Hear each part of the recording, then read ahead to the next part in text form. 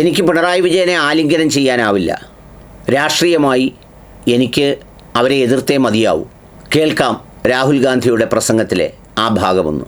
But if you are asking me to go and hug the ex-Chief Minister of Kerala, I cannot and I will not, because I have an ongoing political fight with him.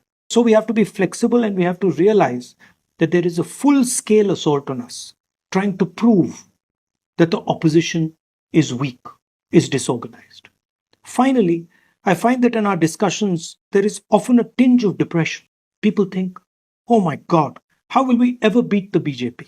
Let me tell you, it is easy to beat them if we stand together and resist. കഴിഞ്ഞ ദിവസം India മുന്നണി യോഗത്തിൽ രാഹുൽ ഗാന്ധി നടത്തിയ 9 minute പ്രസംഗത്തിൻ്റെ ഒരു ഭാഗമായിരുന്നു അത്. ഇന്ന് അതിൻ്റെ മറുവശം എന്നോണം സൂചിപ്പിച്ചുകൊണ്ട് നമ്മുടെ മുൻ MP AM ആരിഫും അതുപോലെ തന്നെ മുഖ്യമന്ത്രിയും ഒക്കെ മറുപടി പറയുന്നത് കേട്ടു.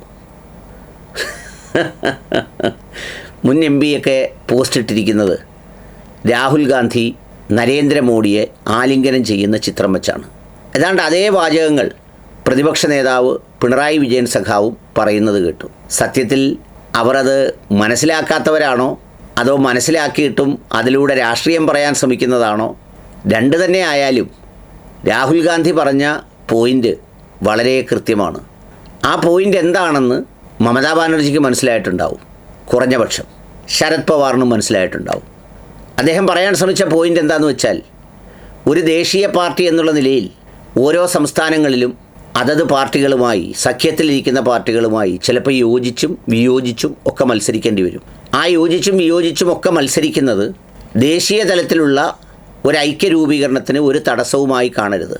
രാഹുൽ ഗാന്ധിക്ക് കേരളത്തിൽ മത്സരിക്കുമ്പോൾ CPIMനെയും അതിൻ്റെ നേതൃത്വത്തെയും അതിൻ്റെ നയങ്ങളെയും എതിർത്തേ മതിയാവൂ. കാരണം ഇവിടെ അദ്ദേഹത്തിൻ്റെ പാർട്ടിയും CPIMുമായിട്ടാണ് മത്സരം, അല്ലെങ്കിൽ ഇടതുമുന്നണിയുമായിട്ടാണ് മത്സരം. രാഹുൽ ഗാന്ധി വളരെ സോഫ്റ്റായി ഇടതുമുന്നണിയെ ഒന്നും പറയാതെ ഇലക്ഷന് മത്സരിച്ചാൽ ഒരു ഘട്ടം കഴിയുമ്പോൾ ചിലപ്പോൾ ഇടതുമുന്നണിയുടെ ഒരു ക്യാമ്പയിൻ തന്നെ രാഹുൽ ഗാന്ധി എല്ലാം മനസ്സിലാക്കിയതുകൊണ്ടാണ് സർക്കാരിനെതിരെ ഒന്നും പറയാത്തത്, നിങ്ങളുടെ രാഹുൽ ഗാന്ധി എന്തെങ്കിലും പറഞ്ഞോ എന്നൊക്കെ ആയിരിക്കും പിന്നീടുണ്ടാവുന്ന ചോദ്യം. ഇനി രാഹുൽ ഗാന്ധി ഒന്നും പറയാതെ എന്നാൽ ഞങ്ങളുടെ പ്രാദേശിക കക്ഷിയായ ഒരു പാർട്ടി ഭരിച്ചോട്ടെ ഒരു സ്റ്റേറ്റ് എന്ന് കരുതി വിഡ്രോ ചെയ്താൽ എന്താണ് സംഭവിക്കുക എന്നുള്ളതിൻ്റെ തെളിവാണ് പശ്ചിമ ബംഗാളിൽ കാണുന്നത്. പശ്ചിമ ബംഗാളിൽ മമതാ ബാനർജി അധികാര ദുർഗയും അധികാര ഗോപുരവും അധികാരത്തിൻ്റെ പര്യായവും ഒക്കെ ആയിരുന്നു. ചില ഘട്ടത്തിലൊക്കെ ആളുകൾ പറഞ്ഞു അവരാണ് ഇന്ത്യൻ പ്രധാനമന്ത്രിയാകേണ്ടത്, തൃണമൂൽ കോൺഗ്രസ്സാണ് ഇന്ത്യ മുഴുവൻ വരേണ്ടത് എന്നൊക്കെ പറഞ്ഞു. പക്ഷേ തോൽവി എന്ന് പറയുന്ന നിമിഷങ്ങളുടെ ആയുസേ വേണ്ടി വന്നുള്ളൂ. MPമാരടക്കം MLAമാരടക്കം പപ്പടം പൊടിയുന്നത് പോലെ അങ്ങ് പൊടിഞ്ഞില്ലാതായത്. സമാനമായിരുന്നു ഡൽഹിയിലെ ആം ആദ്മി പാർട്ടിയുടെയും സ്ഥിതി. സംഗതി അത് വെള്ളത്തിൽ വീണപ്പോൾ ലയിച്ചു ചേർന്നതുപോലെ ഒട്ടും കാണാനില്ലാത്തതുപോലെ അങ്ങ് ഇല്ലാതായി. അപ്പോഴും രാജ്യത്ത് പ്രതിപക്ഷത്ത് എതിർക്കാനുള്ളത് ഇന്ത്യൻ നാഷണൽ കോൺഗ്രസ്സാണ്.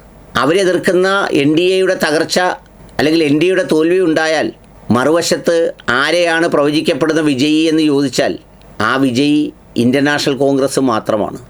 അപ്പോൾ ആ സന്ദേശത്തിലാണ് അദ്ദേഹം പറഞ്ഞത് എനിക്ക് പിണറായി വിജയനെ കെട്ടിപ്പിടിക്കാനാവില്ല എന്ന്.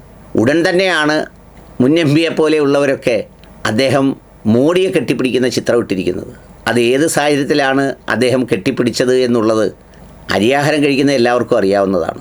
ഇന്ത്യൻ രാഷ്ട്രീയത്തിൽ ഒരുപക്ഷേ ഒരു തരത്തിലുള്ള കോംപ്രമൈസും ഇല്ലാതെ നിർഭയമായി നേർക്ക് നേരെ പേര് വിളിച്ച് സംഘടനയുടെ പേര് പറഞ്ഞ് എതിർക്കാൻ, ഫൈറ്റ് ചെയ്യാൻ, അതിനുവേണ്ടി മരിക്കാൻ, അധികാര കസേരയ്ക്ക് വേണ്ടി എന്നുള്ളതല്ല, അതിനുവേണ്ടി മരിക്കാൻ തയ്യാറായ ഒറ്റാളേ ഉള്ളൂ.